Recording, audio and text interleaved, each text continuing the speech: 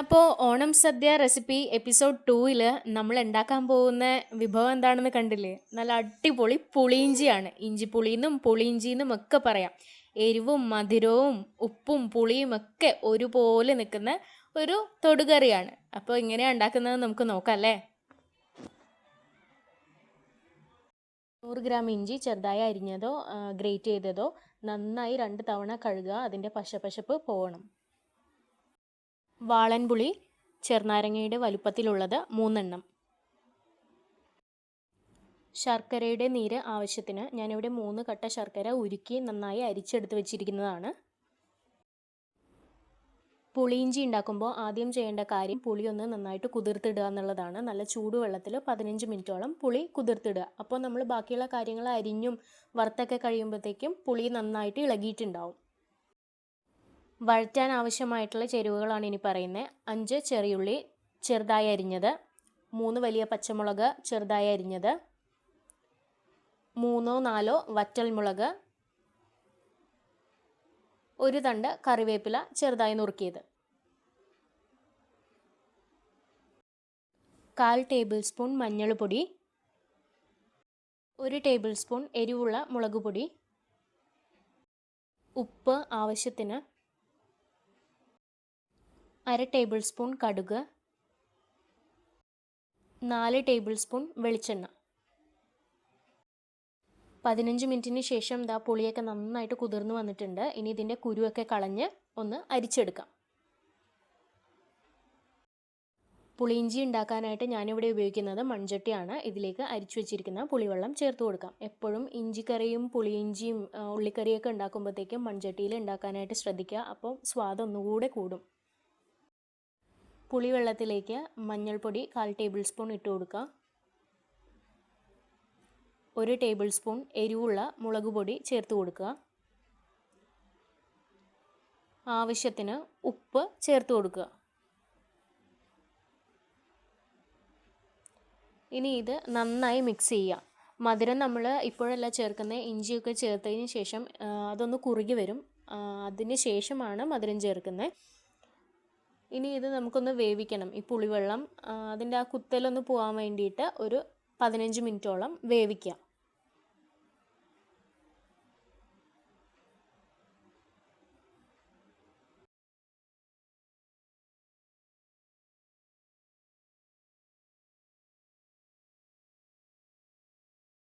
Cook ചെയ്യാൻ തുടങ്ങാം അല്ലേ? 15 മിനിറ്റിന് ശേഷം പുളിവെള്ളം നന്നായി തിളച്ചിട്ടുണ്ട്. ഇനി ഇത് ബൗളിലേക്ക് മാറ്റാം. മൺചട്ടിയിൽ തന്നെയാണ് നമ്മളെല്ലാം ചെയ്യുന്നത്. ചട്ടി ഒന്ന് ചൂടാക്കാൻ വെക്കുക. ഇനി ചട്ടി ഇപ്പോൾ നന്നായിട്ട് ചൂടായിട്ടുണ്ട്. ഇനി ഇതിലേക്ക് 3 ടേബിൾ സ്പൂൺ വെളിച്ചെണ്ണയാണ് ഇപ്പോൾ ചേർത്ത് കൊടുക്കേണ്ടത്.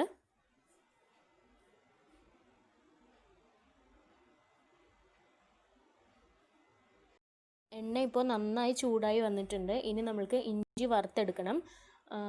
ഓൾറെഡി നമ്മൾ കഴുകി വെച്ചിരിക്കുന്ന ഇഞ്ചിയാണ്. എന്നാലും നമ്മൾ വറുക്കുന്നതിന് മുന്നേ ഒന്നുകൂടെ കൈകൊണ്ട് നന്നായി ഒന്ന് പിഴിഞ്ഞിട്ട് ഇഞ്ചി എണ്ണയിലേക്ക് ചേർത്ത് കൊടുത്താൽ മതി.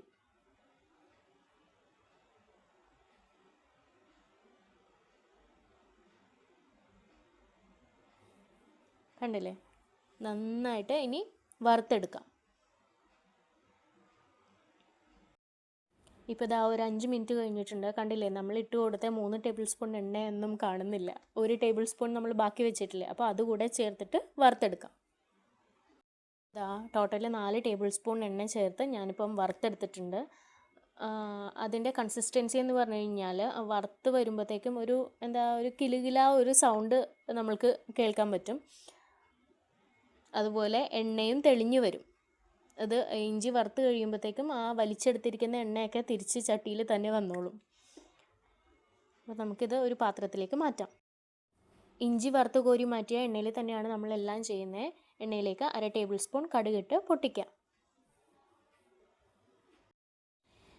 ഇപ്പോൾ ഇതാ കടുക് നന്നായിട്ട് പൊട്ടിയിട്ടുണ്ട്. ഇനി നമ്മൾ അരിഞ്ഞു വെച്ചിരിക്കുന്ന ചെറിയുള്ളി, പച്ചമുളക്, കറിവേപ്പില, വറ്റൽമുളക് ഇട്ട് കൊടുത്ത് നന്നായിട്ടൊന്ന് മൊരിയിച്ചെടുക്കുക. ഒരിക്കലും പാതി വേവിൽ പുളിയിഞ്ചി ചെയ്യരുത്. അതായത് ഈ പച്ചമുളകും കറിവേപ്പിലയും ചെറിയുള്ളിയൊക്കെ നന്നായിട്ട് ഫ്രൈ ആവാതെ നമ്മൾ പുളിയിഞ്ചി റെഡി ആക്കരുത്. കാര്യം പെട്ടെന്ന് കേടാവും. നമ്മൾ ഫ്രൈ ചെയ്ത് അതൊന്ന് മൂത്ത് കഴിയുമ്പോഴത്തേക്കും നമ്മൾ ബാക്കിയുള്ള കാര്യങ്ങളൊക്കെ ചെയ്ത് കഴിഞ്ഞാൽ എത്ര ദിവസം വേണമെങ്കിലും ഇരുന്നോളും കേട്ടോ. അപ്പോൾ അതൊന്ന് ശ്രദ്ധിക്കുക. വറുത്തെടുത്ത ഇഞ്ചിയുടെ പകുതി ഒന്ന് പൊടിച്ചെടുക്കാം. ചെറിയുള്ളിയും പച്ചമുളകും കറിവേപ്പിലയും വറ്റൽമുളകും ഒക്കെ ഇപ്പോൾ നന്നായിട്ട് എണ്ണയിൽ കിടന്ന് മൂത്തിട്ടുണ്ട്. ഇനി ഇതിലേക്ക് നമുക്ക് പുളിവെള്ളം ചേർത്ത് കൊടുക്കാം. പിന്നെ ഇഞ്ചി ചെയ്തപ്പോൾ ഞാനൊരു കാര്യം പറയാനായിട്ട് വിട്ടുപോയി. ഇഞ്ചി വറുത്തപ്പോഴത്തേക്കും ഒരുപാട് ബ്രൗൺ കളറായി പോകരുത്. അത് ഒന്ന് കരിഞ്ഞു പോയി കഴിഞ്ഞാൽ നമ്മളുടെ പുളിയിഞ്ചിക്ക് ഒരു കയ്പ്പ് രസം വരും. അപ്പോൾ അതും കൂടെ ഒന്ന് ശ്രദ്ധിച്ചേക്കാം കേട്ടോ. ഇനി ഇത് നന്നായി ഒന്ന് ഇളക്കി യോജിപ്പിച്ച് കൊടുക്കുക. അപ്പോൾ ഇതാ നമ്മളുടെ ഇഞ്ചി പകുതി ഒന്ന് ഞാൻ പൊടിച്ചെടുത്തിട്ടുണ്ട്. കണ്ടില്ലേ, ഇതാണ് കേട്ടോ കൺസിസ്റ്റൻസി. പകുതി ചെയ്ത് വെച്ചിരിക്കുന്നത്. ബാക്കിയുള്ള കുറച്ച് ഭാഗം മാത്രം ഞാൻ ആ നാരോടുകൂടെ വെച്ചിട്ടുണ്ട്.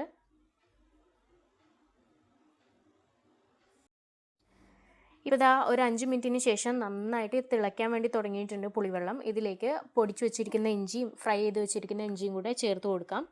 ഇനി ഇത് നന്നായിട്ടൊന്ന് ഇളക്കി കൊടുക്കുക.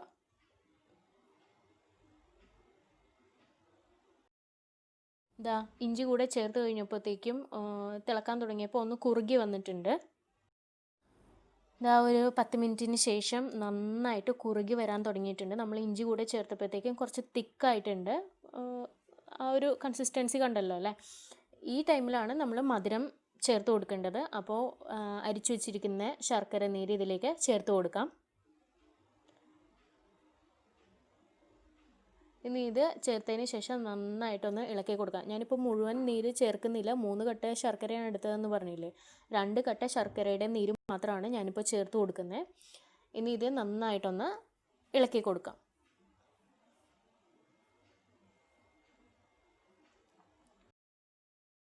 നമ്മുടെ പുളിയിഞ്ചിയുടെ കളറൊക്കെ ഒന്ന് മാറുന്നത് കണ്ടോ. ഇത് ഇനി ഇപ്പം ഒരു അരഭാഗത്തോളം ഉണ്ട്, ചട്ടിയുടെ അരഭാഗത്തോളം ഉണ്ട്. ഇനി ഇത് നന്നായിട്ട് കുറുകി 1/4 ഭാഗം ആവണം. അപ്പോൾ കുറച്ചുകൂടെ നല്ല തിക്കായിട്ട് വരും. പക്ഷേ ഒരുപാട് തിക്കായി പോകരുത്. ഒരു സെമി ലൂസ് ഫോമാണ് നമ്മൾക്ക് പുളിയിഞ്ചിക്ക് വേണ്ടത്. ഇതാ ഇപ്പോൾ തിളക്കാൻ വേണ്ടി തുടങ്ങിയിട്ടുണ്ട് കേട്ടോ. ഇനി ഇത് നന്നായിട്ട് തിളച്ച് ഒരു ബ്രൗൺ കളറാവും. ആ ടൈമിലാണ് നമ്മൾക്ക് പുളിയിഞ്ചിയുടെ ഉപ്പും മധുരമൊക്കെ നോക്കിയിട്ട് എന്തെങ്കിലും ഉണ്ടെങ്കിൽ നിങ്ങൾക്ക് വേണമെങ്കിൽ ആഡ് ചെയ്ത് കൊടുക്കാം. മധുരമോ ഉപ്പോ പുളിയോ എരിവോ എന്ത് വേണമെങ്കിലും ആഡ് ചെയ്ത് കൊടുക്കാം. അപ്പോൾ അതാ കണ്ടില്ലേ, നമ്മളുടെ പുളിയിഞ്ചി ഒന്ന് കുറുകി എല്ലാം റെഡി ആയിട്ട് വന്നിട്ടുണ്ട്. ഈ കൺസിസ്റ്റൻസിയാണ് നമ്മൾക്ക് വേണ്ടത്. ഇപ്പോൾ ഉപ്പും മധുരവും എരിവും പുളിയും എല്ലാം പെർഫെക്റ്റ് ആയിരുന്നു. ഇനി ഇതിലൊന്നും നമുക്ക് ചെയ്യാനില്ല. അടിപൊളിയായിട്ട് കിട്ടിയിട്ടുണ്ട്. അപ്പോൾ അതാ നമ്മുടെ പുളിയിഞ്ചി റെഡി ആയിട്ടുണ്ട്. എൻ്റെ വീഡിയോ കണ്ടത് ഇഷ്ടമായെങ്കിൽ ഉറപ്പായിട്ട് നിങ്ങൾ ലൈക്ക് ചെയ്യുക, കമൻറ്റ് ചെയ്യുക, ഷെയർ ചെയ്യുക. സബ്സ്ക്രൈബ് ചെയ്തിട്ടില്ലെങ്കിൽ സബ്സ്ക്രൈബ് ചെയ്യാനും മറക്കരുത്.